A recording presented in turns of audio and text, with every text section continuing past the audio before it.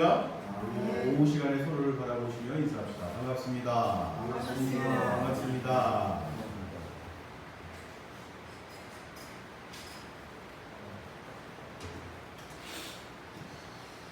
이번 태풍에 교회 주방 외부 판자가 뜯겨져서 주저앉았습니다. 이 모습을 지켜본 우리 성도들이 장모님을 필두로 오후 시간을 사용해서 뜯겨진 것들을 다 뜯어내고 깨끗하게 이렇게 함께 협력해서 마음을 쓰는 모습을 보았습니다. 눈으로 보기에 성전의 한 부분이 뜯겨져 나간 것을 함께 이렇게 지켜보고 같이 모여서 그러한 뜯겨진 부분들을 메워나가고 협력해 나가는 그러한 모습, 하나님께서 그 모습을 예수 그리스도, 성전 대신 예수 그리스도를 섬기는 마음으로 지켜보십니다. 할렐루야. 그 마음이 굉장히 중요한 겁니다. 하나님께서 이게 늘 중요시 하시는 것이 이제 늘 마음의 중심을 보시는다, 그렇게 말씀을 하시는 것이죠. 페루에 있는 야생 동물 보호 센터에서 이제 이런 모습을 한번 보여준 적이 있습니다. 예전보다 많이 그 숫자가 줄어든 동물 가운데 치타라는 동물이 있어요. 치타. 이 치타는 이 육상에서 가장 빠른 달리기가 가장 빠른, 특별히 단거리 달리기에 있어서는 이 타의 추종을 불허할 만큼 가장 빠른 동물로 알려져 있죠.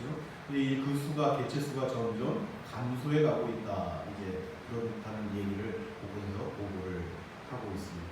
근데 이제 페루의 국립공원 센터에서 어느 날 이제 그 치타 수컷 한 마리가 어느 날 시로 이렇게 약해져 가는 거예요. 점점 약해져가고 움직이려고 하지도 않고 점점 힘을 잃어갑니다. 그러니까 자꾸 이제 그 마음이, 이 관계자 된 사람들이 마음이 자꾸 안타깝고 모여서 어떻게 할까 이 고민을 많이 하고 협의를 하고, 치타가 가장 좋아하는 고기 덩어리를 이렇게 해서 곳곳에 던져줘도 잘 입에 되지 않습니다.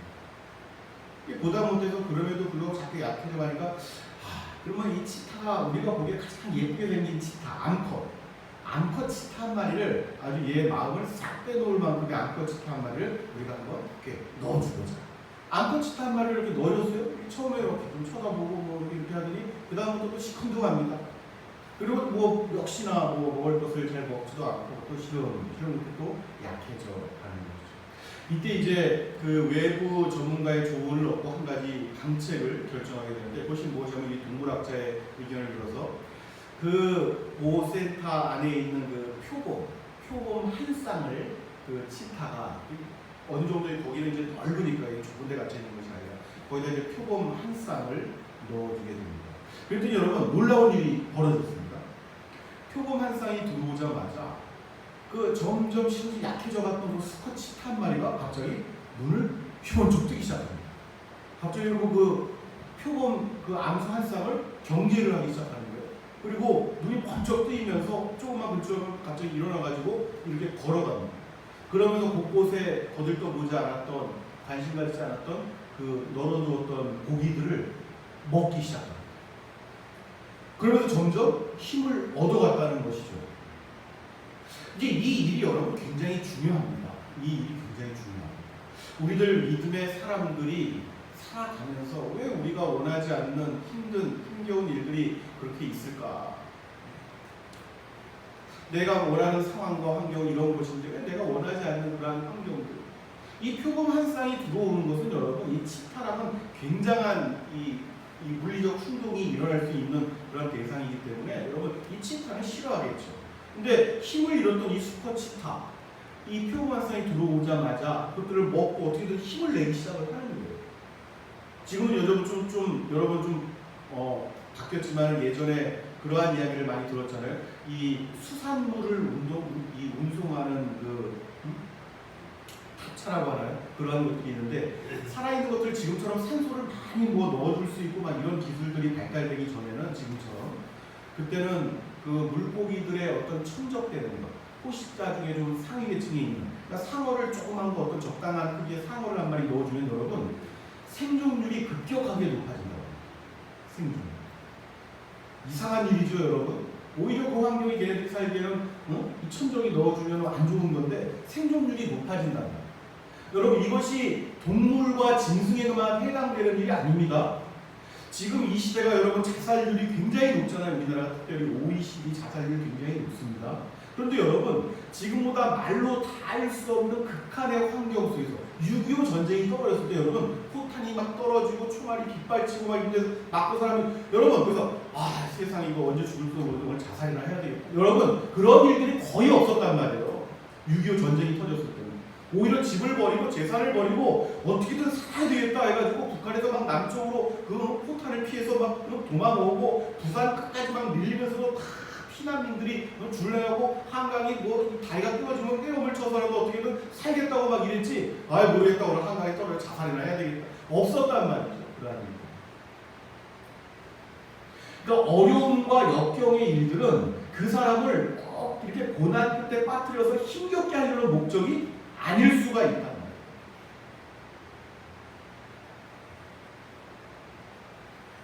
우리가 잘 알고 있는 것처럼 사도 바울은 많은 사람들이 하나님께서 그 사도를 통하여 많은 이적과 기적을 일으키고 죽은 사람도 살리고 유두가 또 떨어졌던 유두가 살아나고 손수건 바울의 손수건 하나 갖다가 귀신한테 던지면 막 귀신이 떠나가고 병든 자가 일어나고 이랬는데 사도 바울은 정작 자신에게 박혀있는 이 가시 그것이 어떤 분은 안질이었다 이런 얘기를 하는 분이 있고 어떤 분은 또 다른 어떤 연약함이다 이런 얘기를 하는 것도 있는데 바울이 자신에게 박힌 가시가 아파가지고 하나님께 3번을 나간단 말이에요.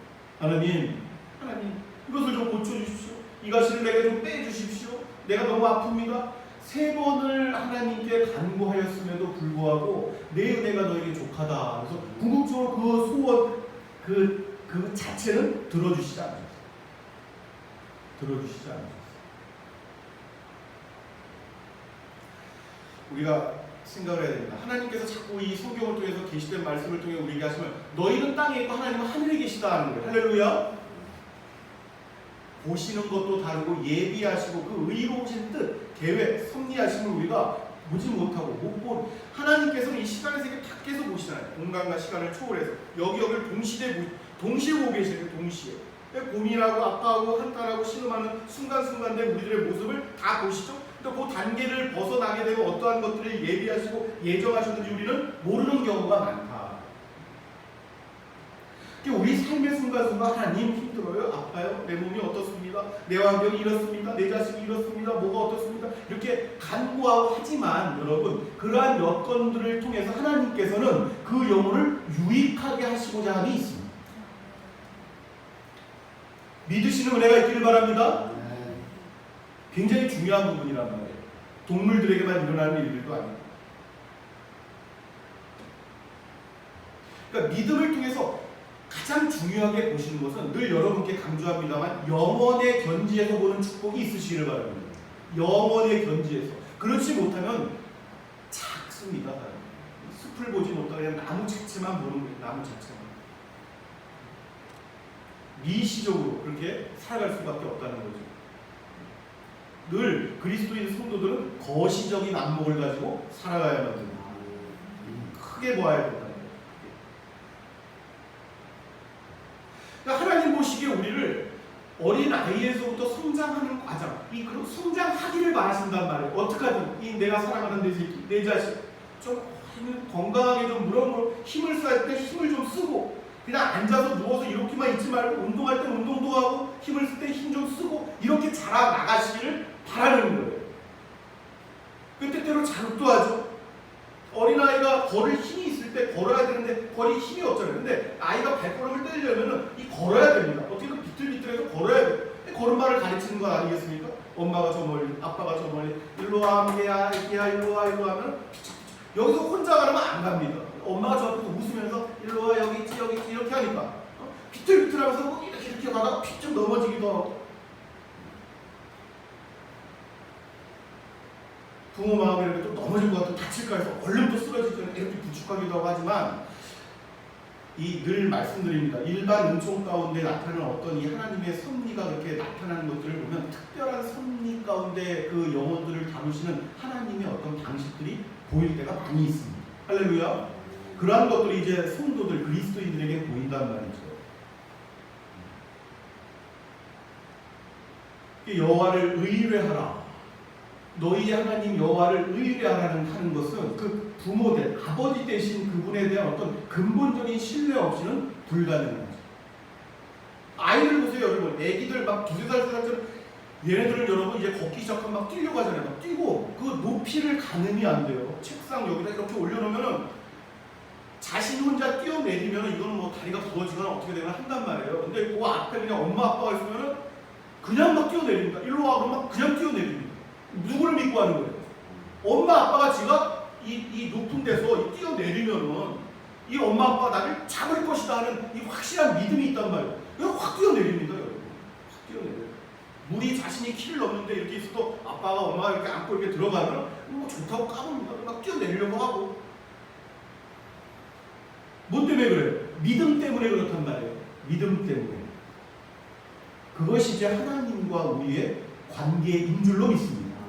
그래서 그분과 나와의 이 관계성이 여러분 갈수록 밀접해지고 그분을 의뢰하고 신뢰하고 하는 이 믿음과 관계성이 점점 이것이 더 커지고 깊어지고 하지 않으면은 영혼의 성장이 여러분 정상적일 수가 없단 말이에요. 비정상적이란 말이죠. 발육 상태가 이렇게 고르지가 않단 말이에요. 이 일에 대해서 여러분 깊은 관심이 있어야 됩니다. 나의 영혼이 내 주 예수 그리스도 그분에 이르기까지 점점 그 인성의 어떤 이 많은 부분들이 닮아가는 역사, 할렐루야, 굉장히 중요하게 보십니다. 그분의 형상을 닮아가는 일을 굉장히 중요하게 보십니다. 그것을 가장 소중하게 보십니다. 그리스도인들은 특별히 인격적인 부분에 있어서 많은 권면을 할 수밖에 없는 거예요. 그래서 여러분 인격적인 부분,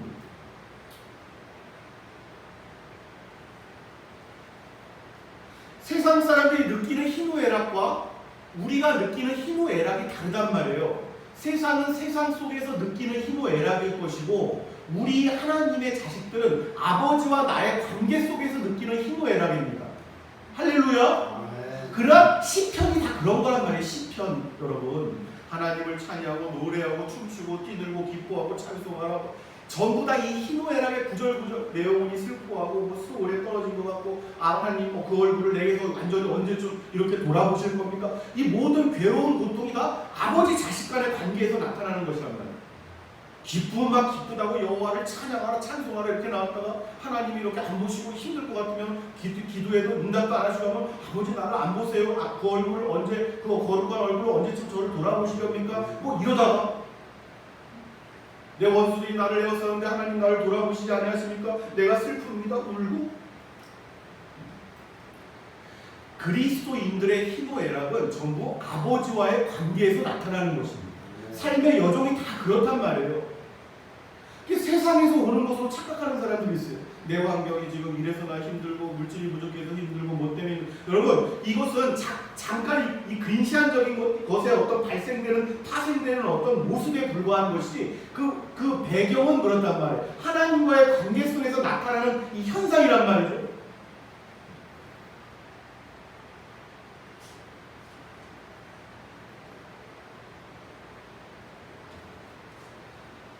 전제는 무조건 내 아버지, 내가 믿는 내 아버지는 선하신 아버지다. 선하신 아버지다. 어떻게 하든 내가 잘 되기를 바라시는 분이시다. 할렐루야. 이것이 이제 가장 기초가 되는 거예요. 무조건.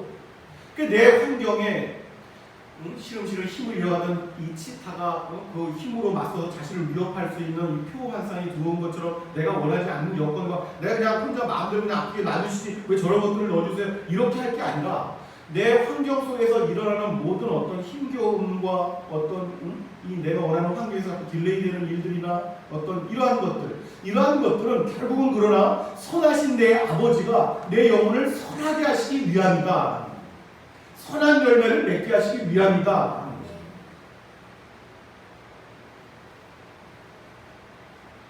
그런 의미에서 이제 오늘 주신 18절 말씀을 깊이 상고하는 축복이 있으시기를 바랍니다. 함께 다시 한번 봉독합니다. 범사에 시작. 범사에 감사하라. 이것이 그리스도 예수 안에서 너희를 향하신 하나님의 뜻이니라. 아멘. 아멘. 너희를 향한 하나님의 뜻이 있어 얘들아. 그것을 기억하거라. 그것이 무엇이냐면 범사에 감사라는 거야. 이렇게 말씀하시는 거죠. 하나님의 뜻이 여기에 있으니 범사에 감사라는 것입니다. 왜 이렇게 말씀을 하는 것이냐면 범사에 감사하게 되면 너희에게 커다란 유익이 있을 거야 하는 거예요. 그 뒤에는 점점점점 너희가 이해할 수 없는 말도 못할 복락이 기다리고 있을 거야. 점점점점 이렇게. 우리가 잘 쓰는 이 단어 가운데 세상 사람이든 우리든 무슨 단어가 있냐? 감사. 감사라는 이 단어가 아주 잘 사용되죠. 감사라는 게 어떤 것입니까? 어떤 일들에 대해서 내가 어떤 느끼는 감정이에요. 어떤 고마움의 정도입니다. 어떤 일들이 나에게 이렇게 다가왔는데 내가 그 일을 이렇게 받고 내가 감사하다, 감사합니다, 아 감사한 일이다 이렇게 느끼는 것이죠. 이것은 그리스도인들에게만 있는 것이 아니라 세상 사람들도 그 감사라는 것을 알죠. 감사라는 것을 알아요. 그런데 여러분 우리가 한번 생각을 해봅시다. 사람마다 감사를 느끼는 정도가 같아요, 달라요? 많이 다를 수가 있어요. 많이 다를 수가 있습니다. 어느 정도 되면 한번 생각을 해보세요. 나는 어느 선을 넘어야지만 내가 감사한 마음이 들까 한번 생각을 해보세요. 개인적으로 나는 상대가 누가 아무개가 아니면 환경이 어떠한 것이 어느 선 내가 바라는 선인데 이 정도만 나한테 이렇게 해주면 나는 아유 감사해라, 아유 감사합니다 이렇게 할 수 있단 말이에요. 근데 그 정도가 어느 정도냐는 말이죠. 그 정도가 이 선까지 이건 애매하다. 내가 감사하다고 해야 될까 말아야 될까? 아, 이 선 애매한데?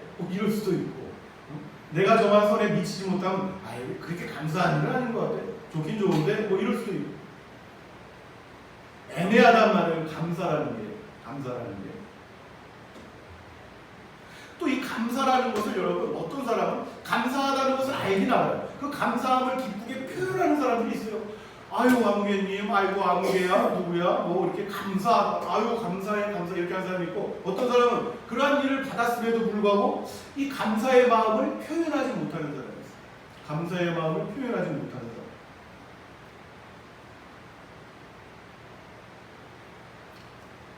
사람들은 일반적으로 이제 보편적인 일에 대해서는 감사를 표하기 마련이죠. 감사함을 표현하기 마련입니다. 사람들 사이에 감사함 자체는 아예 또 모르는 사람이 있다면 여러분 이 사람은 정말 어떤 큰 문제가 있는 거예요. 감사, 고마움을 모르면 저건 뭐 동물보다 못해, 짐승보다 못해, 은혜를 모른다, 감사를 모른다. 그 은혜를 모른다 하는 거랑 똑같은 거예요. 은혜를 입었으면 은혜를 알아야 되는데 감사를 알아야 되는데 은혜를 입었음에도 은혜를 모르면 짐승만도 못하다 이런 표현을 하기도 한단 말이에요. 왜 그러냐면 왜 짐승만도 못하다 하냐면 이 강아지나 애완견이라는 주인이 계속 정성적으로 지극적으로 은혜를 베푸는 거잖아요. 먹이고 따뜻하게 하고 여기에 대한 감사와 고마움을 이 깊이 걔가 영혼이 있어가지고 깊이 깨닫지는 못해도 그 고마움이 뭔지는 안단 말이에요. 위급한 순간이 오면 주인을 보호하려고 그러고 주인을 어떻게 해보자 하려고 막 지키기도 하고 하는 게 그러한 이유 아니겠습니까? 근데 하나님의 형상으로 지어진 존재가 감사함을 모른다, 은혜를 모른다. 여러분 이것은 굉장한 비극입니다. 굉장한 비극이에요. 그래서 여러분 잘 보십시오. 성경은 곳곳의 영역에서 감사함에 대해서 곳곳에서 말씀합니다. 하나님을 찬양하고 하나님께 대하여 기쁨을 표현할 때 감사, 기쁨 이러한 것들을 많이 강조합니다. 성경의 곳곳에서. 그 증거하는 내용들 오늘 이제 주신 말씀도 마찬가지인데 그게 감사함에 대한 신앙이 있단 말이에요. 그 표현하는 신앙 그리고 감사함이 그 사람의 영혼 가운데 이 작용하는 것이 있습니다. 어떤 유익이 있습니다. 그래서 오늘 이 감사하는 일에 대해서 범사에 감사하라 이렇게 말씀을 하고 있는데 먼저 사람들을 보세요. 여러분 일반적으로 주변을 돌아보시기 바랍니다. 하나님께 간구, 기도하고 내가 하나님을 섬길 때에 하나님께서 보편적으로 베풀어 주시는 이 은혜가 있습니다. 보편적인 감사. 하나님 저에게 이번에 이런 것을 해주셨네요. 하나님 이번 달에 저한테 이런 일들을 해주셨네요. 감사합니다.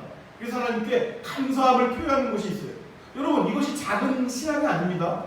하나님께서 내게 감사한 일들, 하나님께 감사로 제사할 수 있는 일들, 은혜를 베푸셨을 때 그것을 감사함으로 제사하는 자가 복된 사람입니다.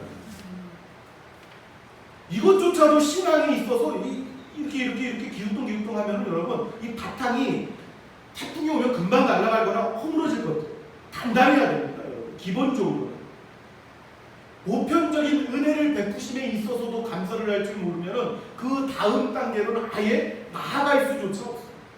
나아갈 수조차 없어요. 하나님이 감사함을 표현하는 신앙을 기뻐하신다는 것은 곳곳에 증거되어 있죠. 여러분 시편 50편 23절 우리가 잘 알잖아요. 감사로 제사를 드리는 자가 나를 어떻게 한다고요? 영화롭게 하나님. 기뻐하신다는 거예요. 영화롭게 기뻐하신다는 거예요. 하나님께. 그의 행위를 옳게 하는 자마다 내가 하나님의 구원을 보이리라. 아멘. 하나님께서 함께 하셔서 내가 너의 하나님이라는 증거를 보이시겠다는 거예요. 감사로 제사를 드리는 자들에게. 그래서 성도들이 감사함을 베푸실 때 하나님께 감사를 표현하는 것입니다. 할렐루야. 이제 이것이 신앙이에요. 신앙. 하나님이 자꾸 이것을 표현하라고 하는 것은 그것을 어떻게 받아가지고 하나님께서 뭐 이가 아니라 모든 것들이 그 영혼의 유익함과 어떤 이 이로움을 위해서 그렇게 하시는 것입니다. 그 다음 단계로 성장하게 하기 위해서 그렇게 하시는 것입니다. 여러분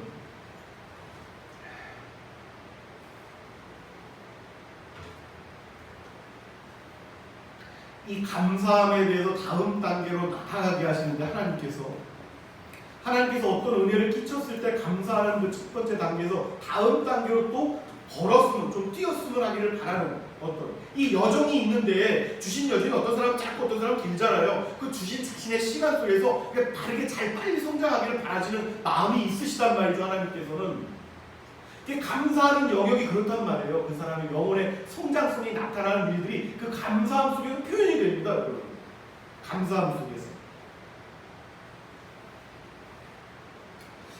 이 감사함으로 나아가는 다음째 단계가 사람이 첫 번째는 눈에 보이는 일들, 내가 환경 속에서 이러저런 일들을 베푸셨을 때는 감사합니다 하는데 어떠한 경우에 있어서는 당장 내 앞에 감사의 조건이 펼쳐지지 않았어요. 그런데 아버지와 나의 관계에서 내가 아버지께 바라는 마음이 있단 말입니다.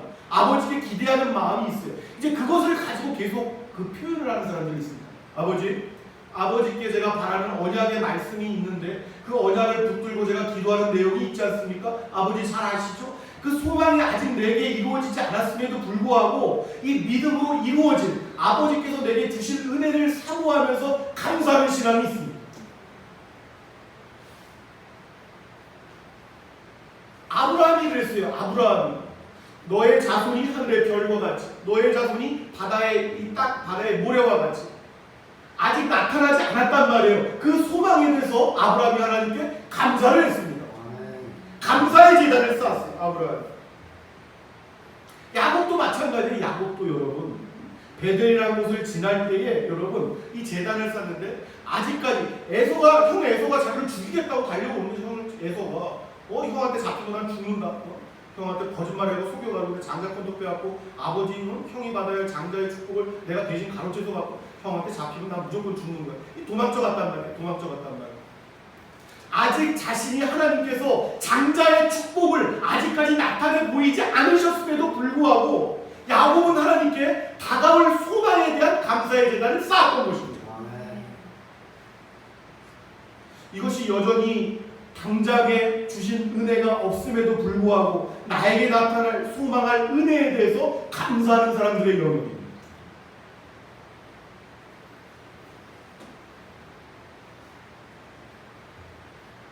그런데 여러분 오늘 말씀을 보니까 범사에 감사하라 이렇게 말씀하십니다. 그것이 하나님께서 예수님 안에서 우리를 향하신 뜻이라는 거예요. 범사에 감사하는 그 일. 그 일은 이 감사라는 것은 여러분 자꾸 지금 예를 드는 것처럼 우리 믿음의 조상 때부터 내려온 조건들이에요. 감사를 하는 것. 하나님의 백성들, 하나님의 자녀들에게 나타나는 커다란 특징 가운데 하나입니다. 감사하는 사람들. 근데 하나님께서 원하시는 것은 무엇이냐면 범사에 감사합니다. 모든 영역에서, 모든 일 속에서 내가 너를 사랑한다고 표현을 해서 이것을 눈앞에 눈앞에 보이는 것을 주었을 때 감사하는 것뿐만이 아니라 내가 아직 주지 않았음에도 불구하고 네가 소망 가운데 바라보는 그 언약 때문에 그 언약을 붙들고 감사하다. 그러한 감사만 말하는 것이 아니라 범사. 무슨 범사? 네가 지금 처한 환경이 때때로 네가 원하지 않는 상황일지라도 너의 소망이 더디올지라도 너의 기다림이 늦어질지라도 또 때로는 내가 원하지 않는 그 상황이 지금 당장 내게 닥쳤을지라도 광풍이 모래처럼 내 앞을 휩쓸고 지나간다고 할지라도 그러한 상황 속에서도 감사하라는 것입니다. 그것이 이제 범사에 감사하라.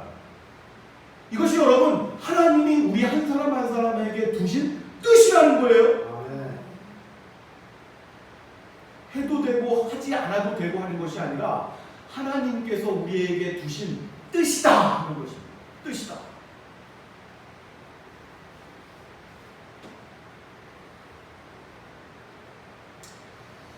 이 광야의 여정과 여러분 사막 뭐 이런 곳은 이 눈앞에 보이는 어떤 가시적인 어떤 그런 벼다에 의존해서는 절대로 갈 수가 없습니다. 언제든 환경이 바람 때문에 이리저리 옮길 수 있는 환경이고 길을 잃을 수 있는 이유도 이제 그것이죠. 변하지 않는 것들을 바라보고 하늘의 별이든 이 변하지 않는 것들을 의지해서 가지 않으면 갈 수가 없어요.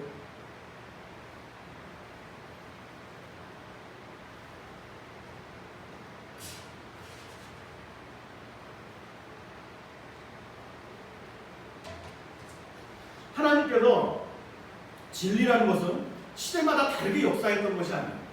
아브라함 때로 요상하면 특별한 뭐 과학적인 문명의 이기들이 아직 발전되기 전이니까 요때는 그냥 이렇게 믿음을 대충 이렇게 해도 내가 그냥 그걸 믿음으로 볼게 이렇게 하시고 점점 뭐 환경이 편해질수록 하나님을 더욱더 이렇게 너희들 더 많이 계시된 것들이 많으니까 더 많이 이렇게 해야 되고 이렇게 하지 않았단 말이에요. 믿음이라는 것이 그렇습니다. 진리라는 것이 그렇습니다. 환경과 시대에 따라 이리저리 요동치는 것들이 아니란 말이에요. 근데 그러한 것들을 마치 요동치는 것처럼 만들어서 신학이라는 이름으로 성경을 이리 재단하고 저리 재단하고 진리를 갖다 이리 자르고 저리 자르고 하는 사람들이 있어요. 시대마다 변할 수 있는 것이 어떻게 진리가 될 수 있단 말이에요. 예수 그리스도를 통하지 않고 어떻게 하나님께로 갈 수가 있단 말이에요.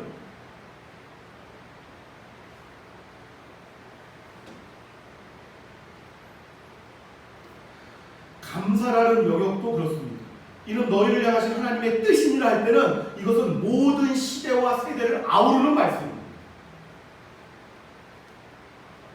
다윗이 그랬단 말이에요. 다윗이 여러분 시편에 다윗의 시 무엇으로 영장에서 어떻게 쓰는 시 이렇게 하면서 나오는 부분들 한번 여러분 가끔마다 만나실 때 한번 보세요. 다윗이 여러분 사울 왕에게 막 죽기로 쫓겨다닐 때 고통스럽게 이리저리 죽음의 순간들을 많이 피했습니다. 심지어는 왕이 돼서 자기 아들 압살롬이 아버지를 죽여버리겠다고 이렇게 하는 상황에서도 여러분 사울왕에 쫓겨서 목숨 부지하겠다고 이방 땅에 들어가서 미친 척 막 침 흘리고 수염이 막 타오를 정도로 침 흘리고 하던 그 시절에도 여러분 놀랍게 다윗이 하나님을 찬송을 합니다. 감사함으로 찬양을 합니다.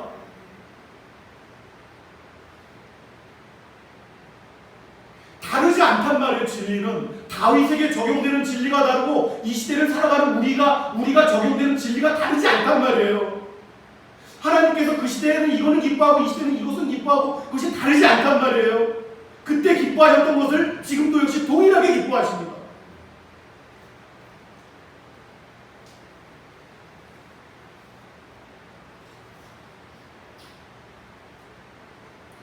우리가 잘 아는 여러분 욥의 경우는 더더욱 비참하잖아요. 욥의 경우 도통 영문을 알 수가 있어야지.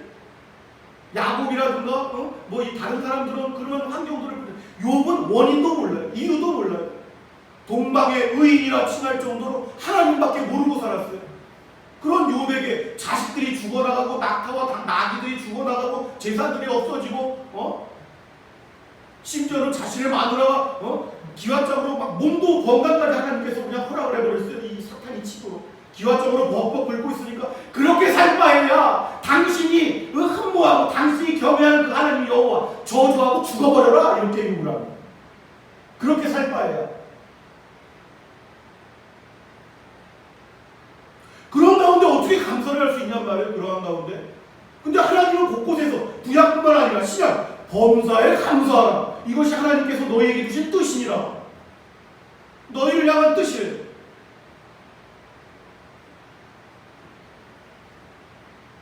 욥이 여러분 그 가운데 감사함으로 하나님을 찬양하는 구절을 다시 한번 들어보세요. 잘 아시겠지만 욥기 1장 20절 21절 말씀에 욥이 일어나 겉옷을 찢고 머리털을 밀고 땅에 엎드려 예배하며 이르되 내가 모태에서 알몸으로 나았사온즉 또한 알몸이 그리로 돌아가올지다. 주신 이도 여호와시요 거두신 이도 여호와시니 여호와의 이름이 찬송을 받으실지이다.